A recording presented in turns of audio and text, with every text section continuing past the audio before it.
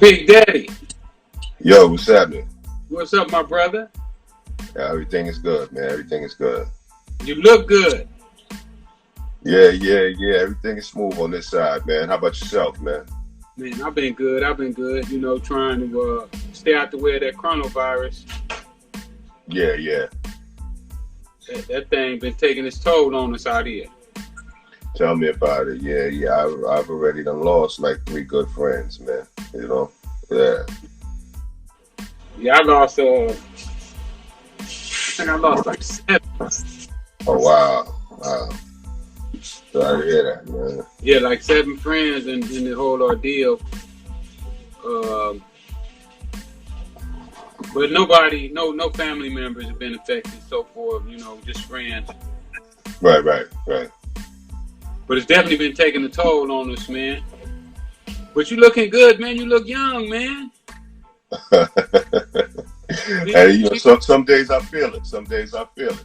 Man, you You got to know? be close to the same age, man. When I was doing my thing, you was doing your thing about the same time. We was out there killing it at the same time, man. Yeah, I'll be 52 next month, you know? Yeah. Well, you Yeah. looking good. You wearing it well. Thanks a lot, my brother. Thank you. Yeah. The family, everybody in the family, good. Oh yeah. We was upstairs watching some cartoon on Netflix with my little one. Yeah, Yeah. it's a How cartoon many, how called many little ones you Kingpins. got, man? Well, only one little one. My other one grown. He's 32 years old. Okay. You But got yeah, any but I great? have I have a 7-year-old, here at the house with me. You hit the grandpa status yet? Now I started over on my own, man. I got a 7-year-old. Yeah. I got like 13 grandkids, man. I'm loaded. Oh, I beautiful. got a small army. Matter of That's fact, I beautiful. just added one, 2 weeks ago. We just added a new one to Oh, the family. So, that's beautiful, man. That's beautiful. man, what's your thoughts on everything that's been going on? With the George Floyd and the protests, and you know, there's been a lot of stuff going on this year, man. The Yeah, violence. man. I mean, it's been crazy, man. I mean, but in all honesty, my brother, it's been going on. It's just that now it's being filmed. It ain't nothing new under the sun. This is something that's been going on. It's just that now, because of the camera phones, it's being filmed more frequently. You know. Right. But I mean, the way this police brutality has been, that's nothing new. And I mean, I'm honestly just tired of it, man, because it's just too much. And right now, I just feel like we have political powers that's making it okay, making it justifiable. You know, and I think Correct. that's so detrimental. Because I mean, like I said, I got a 7-year-old. This ain't the world I want to raise him up in, man. You know. Right. Or the way you want to leave it for them when they grow up. How different was it when you was growing up in Brooklyn than it is right now? You would say. Well, I mean, back then, honestly, it wasn't like this, you know. I mean, yeah, I didn't, been pulled over, had, cops pull guns on me and all that stuff, but it wasn't just so blatant and disrespectful, Right. like it is now, you know. Like you care now that everybody know. Back Yeah, then, hide it. yeah, No doubt. No exactly. doubt. How did you start rapping, man? Um, I mean, I started doing it when I was about, I don't know, maybe like 13 or something like that, because of my older cousin. He got into it, and he was like the dude I looked up to, a brother named Murdoch. So I just started doing it because he was doing it, and eventually I ended up, just taking it serious, you know. But Yeah. And you just stuck with it. yeah. I like once I saw that, I'm going like, different projects and stuff and battling other cats, and I'm winning, and people starting to hear about my name. I was like, yeah, I can do this. I might, end up being successful at this if I stick with it. Hey, did you know how good you was when you first started, or you didn't know? Well, when I first started, I started off writing battle rhymes, so I could go against the two cats that my cousin was with. So once I beat them in a battle, I started really feeling like, yeah, I got something, you know. Yeah. How'd you hook up with Roxanne Shante? Well, that came about through Biz. Like in '84, I met Biz and I asked him for a battle. And after we battled, he was like, "Yo, you dope, man. I be doing shows for these dudes named Mike and Dave up in the Bronx and Harlem, Long Island. If you get down with me, I guarantee you we gonna make a record one day." And he kept his word. Once he got on, he brought me in to help write on his first album, and he got me a record deal. How did you hook up with the Juice Crew? The same way. Once Biz brought me in, and they got a chance to see me rhyme and all that stuff, and we ended up getting cool. I just became a part of their unit. Yeah, yeah. And you did a lot of writing for him as well. Well, just for Biz and Shantae, just Biz and Roxanne and Shantae. Yeah. So, have you wrote for a lot of people, or just? Oh yeah. I've written for a lot of people, that weren't in the Juice Crew, but it was, it was always ghostwriting situations. So, Yeah. What's your thought about Drake having a ghostwriter? Writers, rather. What you think? Well, I mean, I don't know if there's truth to that, but I mean, if it is, you said Drake, right? Yeah. I mean, I don't know if there's any truth to that, but if it is any truth to it, I mean, you got to understand, someone's standpoint. Like I'm an MC. You know what I'm saying? That's how I do. So me as an MC, nobody writes for me. That's just a code that I don't break. But I mean, Drake is a recording artist, and just like any other recording artist, Madonna, Marvin Gaye, Luther Vandross, they all had writers. So I mean, if he in the game as a recording artist, I don't see a problem with it. Yeah. Okay. Now you always had wordplay, in your songs. Who influenced you? What influenced you in your music to write the kind of music that you wrote when you were writing? I mean, and you still writing today. I know you're still writing today, huh? You remember the Cold Crush Brothers? Yep. Okay, the lead cat in that group, Grandmaster Caz, he was probably my biggest influence. I used to listen to Kool Moe Dee, Melly Mel, these cats, in the early days. But Caz was probably like, my biggest, not probably, he's definitely my biggest influence, when I started. Okay. Now you got 7 albums out. Okay. And you've been featured on numerous of other people's music. How do you prepare when you get ready to go into the studio? What's the mindset that you try to have when you get ready to go in there? An open mindset, because it's like, when I first started, my brother, it's like, all I knew was what I saw. I could tell you what happened, on the streets of Bed-Stuy, because that's pretty much all I had seen. But then getting the opportunity to tour the world and, play different venues, meet different hip hop fans, then, like my whole spectrum was much wider. So therefore I understood that I had younger fans and older fans. I had black fans, white, Latino fans, East Coast, West Coast fans, American and European, and so on, So, it's like I try to have an open mind when I'm working on a project so that I can fulfill everyone, everybody that's digging on a brother. You feel me? No doubt. Now, when you start rocking that high top fade, everybody start rocking that. Did you start? Yeah. pull out your photo album, man. Let me see one of your '80s photos, man. You know, I had one for a little while. You know, I had one for a while. Everybody was rocking that joint.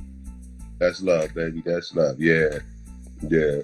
That's crazy because I mean, I asked for one after seeing Larry Blackman from Cameo.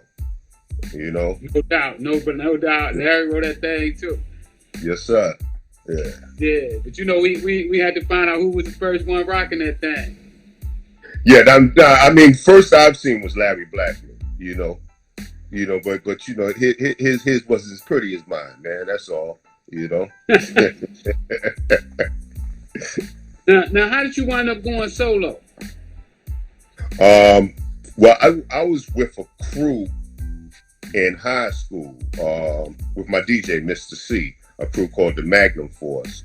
And, you know, we was like really dedicated what we was doing. So it ended up being, you know, just me and Mr. C. So when I established the recording deal, you know, that's the way we kept it, you know, with just me and Mr. C. And then we brought the dancers in, School and Scrap, you know. But, okay. Yeah. And that was your first solo album? All my albums are solo albums, you know. All your albums were solo albums? Yeah, all my albums are solo albums. Yeah. All right. So once you got out the group, you stayed out?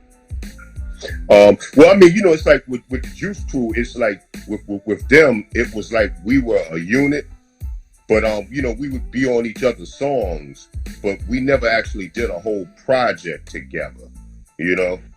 Like right. On Marley Ball album, me, Cool G Rap, Master Ace and Craig G did the Symphony. You know, me and Biz did a song called Just Rhyme with Biz on my album. Biz and Shantae had Def Fresh. So, you know, we would do, you know, projects, you know, songs together, but we never did like a full album of all of us. Like how Wu-Tang did, we never did nothing like that. Oh, okay.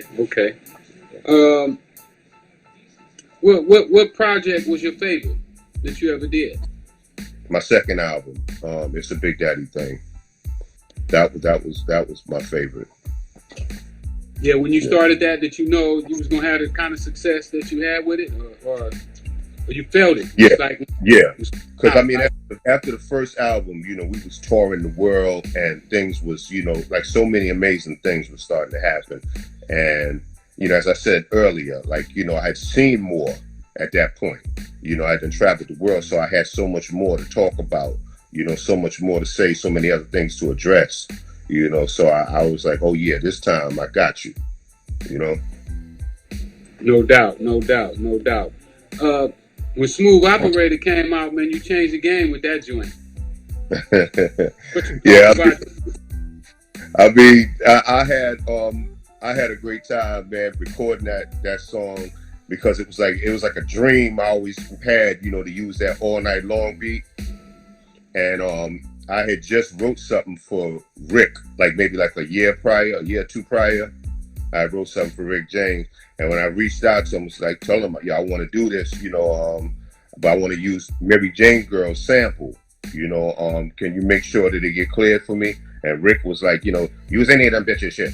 You can use any of them bitches shit. I own it all. You need to use this in my house. It was a bigger record. You know, I'm like, nah, All Night Long is what I want. That's it. Yeah. So Rick gave me the green light, and man, the rest was history, baby.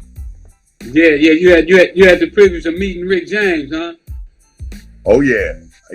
Thanks to Roxanne Shantae. You know, she called me in, and they was doing a song together called Lucy's Rap.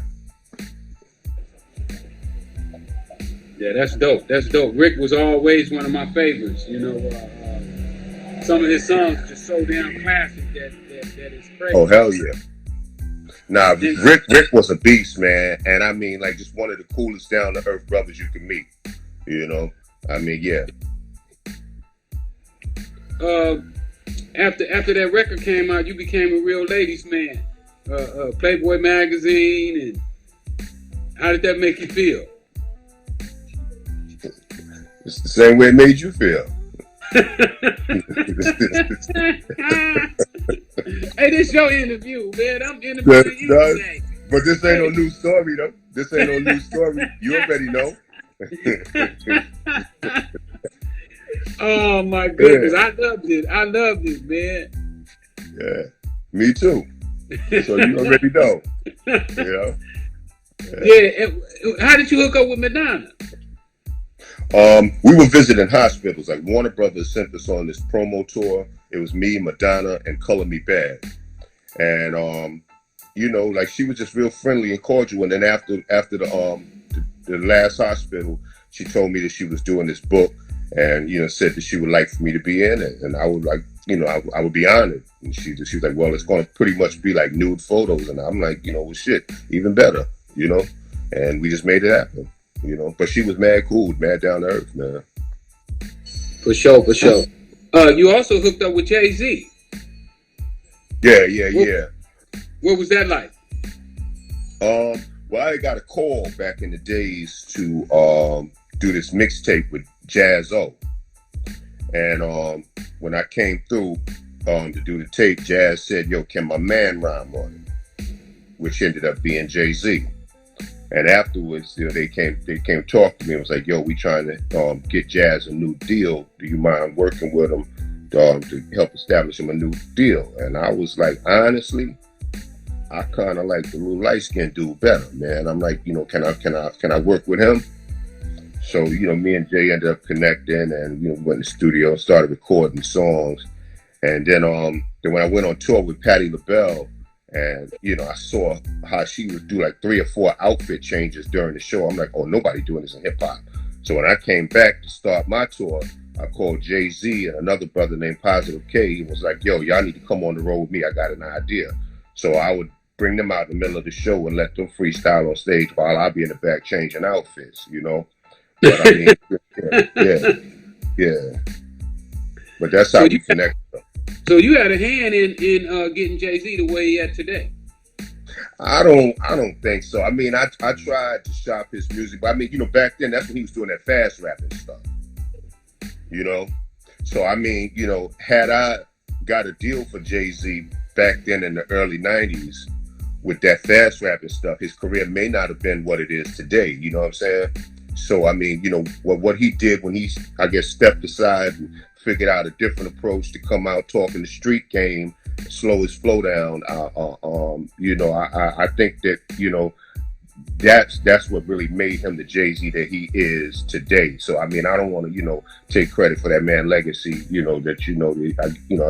That I feel like he created with his own vision. Yeah. But the way I look at life is if you put one drop of water in the bucket and the bucket started to run over, then you help. So it don't matter how much you did or how little you did. If you gave somebody a break, because you never know what break it was or what hit broke the rock. You know what I'm saying? You can hit it 1,000 times and it may not break or crack, and you hit it 1,001 and at one time it cracked. But true indeed. If you don't start, then it never happens. So in my opinion, you did assist him in his career. Even how little it may have been, we still count that as assistant. That's love. Yeah. No, I feel that way. I feel like I did, assist in a way, but I mean, but it is what it is. No big deal. You just do that. That's just how you do things. Well, I mean, it's like I have a career because Biz believed in me. I mean, this is a dude that I walked up and said, yo, I want a battle. And at the end of the battle, he wasn't mad. He wanted to help me get a record deal, help me have a career. So therefore, down the line, I just try to pay it forward. When I seen young cats, Jay-Z, Old Dirty Bastard, Shaheem the Rugged Child, these are all artists that I would, take under my wing and try to, help them, with their career and support them and, tell them the ins and outs, I mean, because someone was there for me in the beginning. You feel me? Like a G should. That's what G's do. Indeed.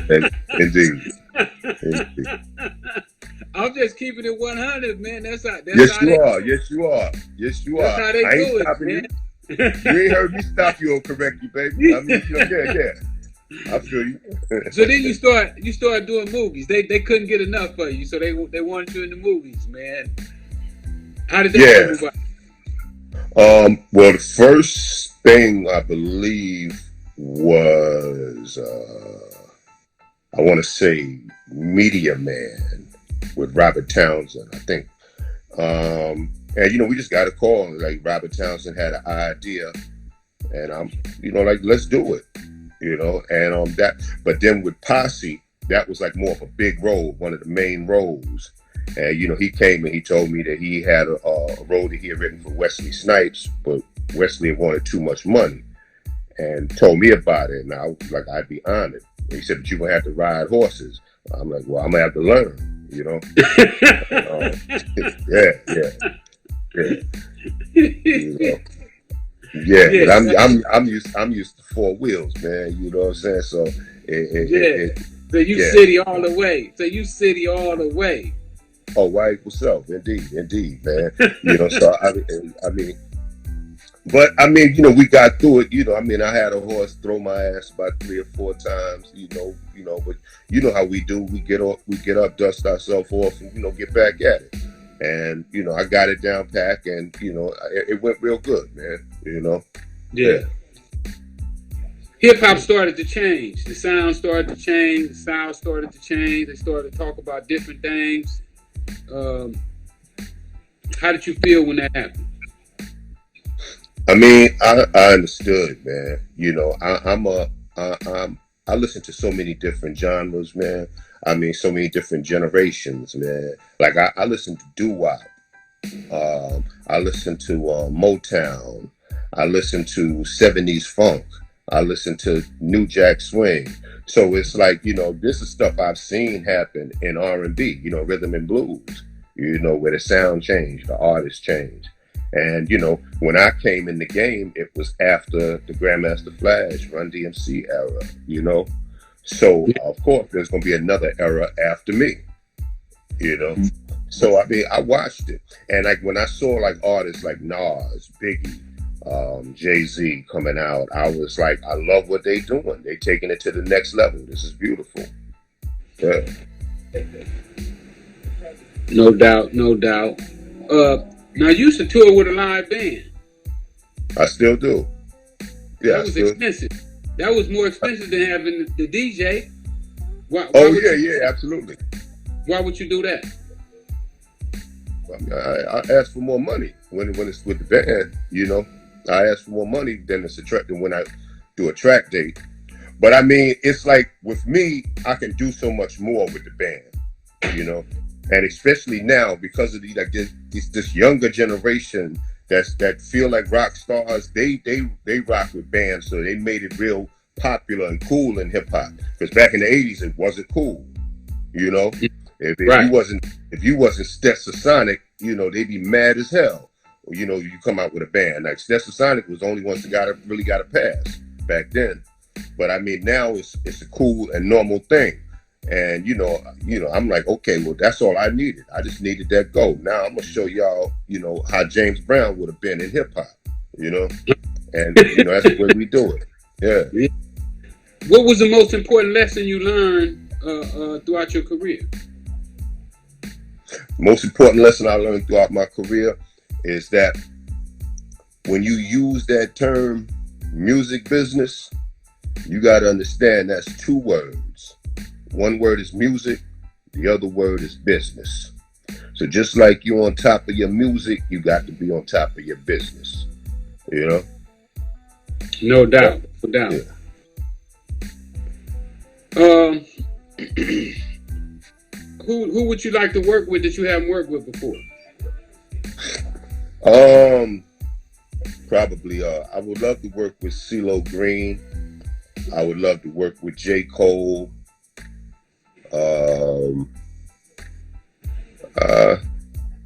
Yeah, I mean, like CeeLo Green, J. Cole. Those are like two people offhand I could think of. Yeah.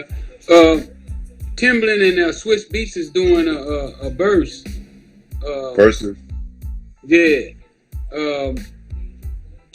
I heard Rakim is working on it. Have you thought about working with him? Well, they tried to get me to do like one with Rakim. Swiss Beats had asked me back in April, And I said, make it happen. And they couldn't get it locked down. And then a couple of days ago, there was a post on Rakim page that said, let's do it.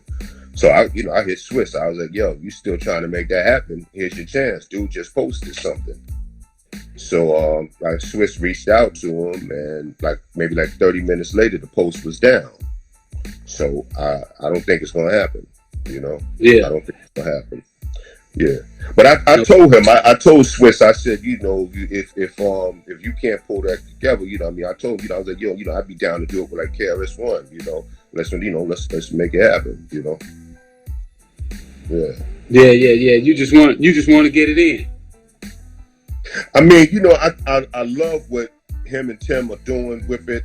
Like when I saw the Beanie Man Bounty Killer joint, the Jadakiss Fabulous. I mean, there was certain ones that was just Snoop and DMX. It was certain ones that was I think that me and someone from my era doing one would be very entertaining. So yeah, let's do it. Because I mean, it's like it ain't a real battle. Like with me in the 80s, what I did was, I come to your block party, your park jam or whatever, ask who's the best MC, and I go at your throat. You know what I'm saying? I'm like, dissing you from start to finish. That's battling. What they doing on verses is just playing a song. So it would be I play one of my songs and KRS play one of his songs, and back and forth. So it's not a real battle. It's really entertainment, for the viewers, man. So I mean, and I'm with it. Let everybody who don't know, you get to know, because a lot of these kids they don't know their history. They be doing stuff and don't even know the history. They don't really know the players.